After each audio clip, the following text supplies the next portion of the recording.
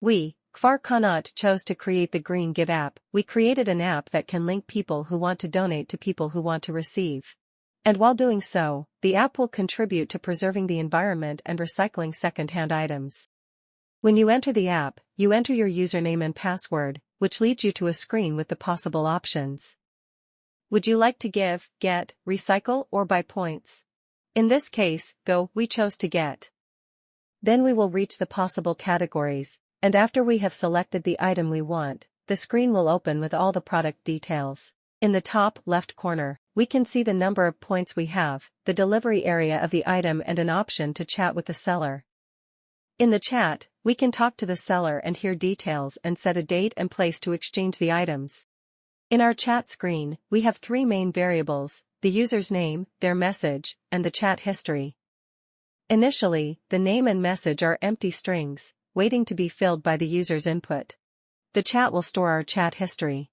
As soon as the chat interface opens, it calls upon the cloud database, CloudDB1, to retrieve any existing chat messages stored under the chat tag. This ensures that our users are up to date with the latest conversation threads as soon as they enter the chat. When a user types in their name and hits the first send button, button 1, the app captures the text from text box 1 and stores it in the global name variable. Then, when they're ready to send a message, they can hit the second send button. This triggers the app to store the text from text box 2 in the global message variable. When the user's name and message are joined together, they creating a real-time conversation experience. And there you have it. With these intuitive blocks, we've crafted a chat application that allows users to join the conversation, share their thoughts, and even start over if needed.